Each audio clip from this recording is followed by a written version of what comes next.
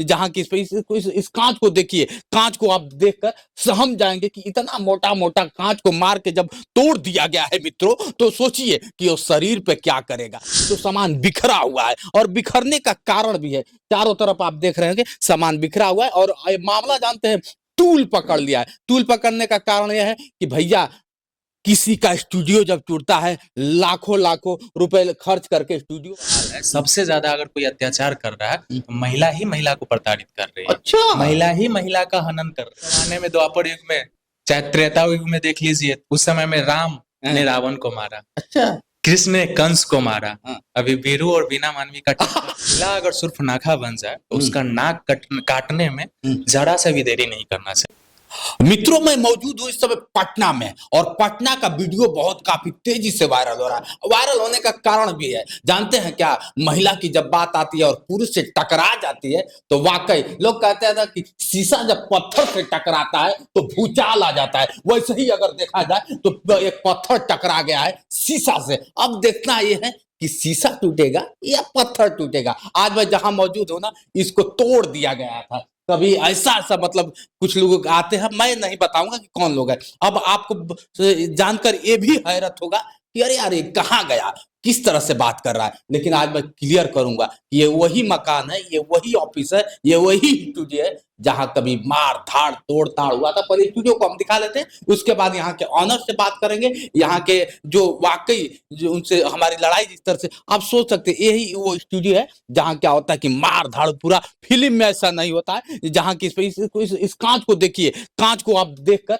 समझ जाएंगे कि इतना मोटा मोटा कांच को मार के जब तोड़ दिया गया है मित्रों, तो सोचिए कि वो शरीर पे क्या करेगा। शरीर तो छलनी हो जाएगी और उसका लहू भी नहीं रुकेगा, पानी बन जाएगा लहू भी। अब इस स्टूडियो को देख सकते हैं, सामान इधर आप देखेंगे तो सामान बिखरा हुआ है और बिखरने का कारण भी है। चारों तरफ आप देख रहे होंगे सामान बिखरा हुआ है और मामला जानते हैं, टूल पकड़ लिया है। टूल पकड़ने का कारण यह है कि भैया किसी का स्टूडियो जब टूटता है, लाखों लाखों रुपए खर्च करके स्टूडियो बनाता है और अपनी जिंदगी को, अपना भविष्य संवारने की बात करता है, और जब उसका भविष्य टूटने लगता है ना, तो सब कुछ एविडेंस के साथ प्रेजेंट करने लगता है। और कौन प्रेजेंट कर रहा है ये अब आपको हम कैमरे में दिखाते हैं। आज हमारे बीच जो है लड़ाई को बहुत काफी रही, लेकिन जानते हैं कि वाकई पत्थर और शीशा की हकीकत क्या है। पहले तो आपका स्वागत है। आपका भी स्वागत है और देखने वाले सभी दर्शक।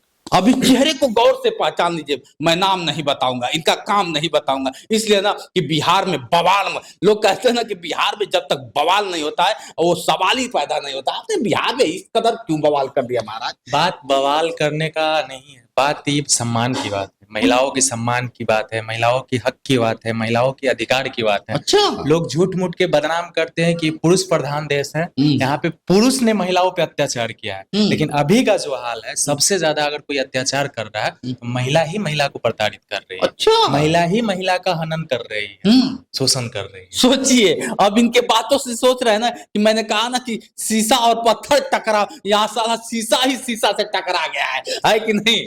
बिल्कुल। तो आईना कभी झूठ नहीं बोलता है, और आप क्यों लगे हैं कि आईना झूठ बोलता है, झूठ बोलता है, झूठ बोलता है?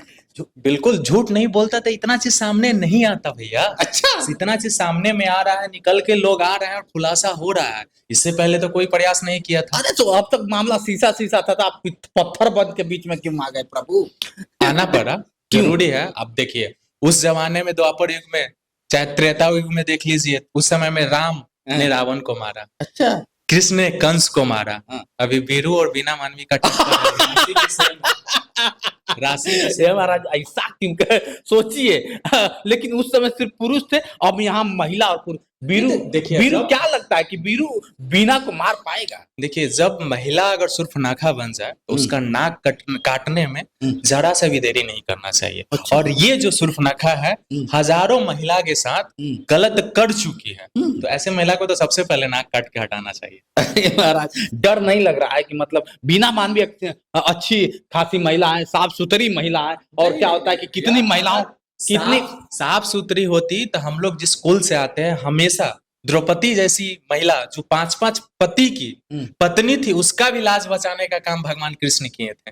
वैसे कुल से आने वाले व्यक्ति हैं, कभी जब सही होती तो ऐसा करते ही नहीं। गलत है और महिलाओं के साथ गलत हो रहा है, जिसका आवाज उठा रहे हैं और आजीवन उठाएंगे। आखिर महिला अगर बात करें विकास मंच की महिला जिस तरह से बीना मानवी है, और बीना मानवी के पीछे अगर बात करें आप हाथ धो के पड़े हुए हैं, बीना मानवी साफ सुथरा है, बीना मानवी कर क्या वजह है कि हाँ भाई हाथ धो के नहीं, पूरा नहा धोआ के पीछे पड़े हुए हैं, और अब पीछे पड़ गए हैं क्योंकि खुलासा करना है। अभी तक जो एविडेंस हम लोग के पास आ रहा था सिर्फ ये आ रहा था कि महिलाओं से पैसा लेती हैं, और लेती है जब महिला के पक्ष में जाती है तो पुरुष के पक्ष में हो जाती है, पुरुष के पक्ष में जाती है तो महिला के पक्ष में हो जाती है। लेकिन उससे भी बड़ा मामला, उससे बड़ा मामला क्या हो, आपको याद होगा 2018 का मामला शेल्टर होम मुजफ्फरपुर, जिसपे फिल्म भी बना है भक्षक, जिसमें एक पत्रकार ही, आपके जैसे पत्रकार को सलाम करना पड़ेगा, जिन्होंने 6 महीना खबर चलाया था, तो इस पे खुलासा हुआ था और 34 बच्चियों के साथ बलात्कार हो रहा था, जिसमें सरकार भी संज्ञान लिया था। 2020 में सबसे बड़ा मुद्दा बना था चुनाव में, वो नेशनल न्यूज बना था।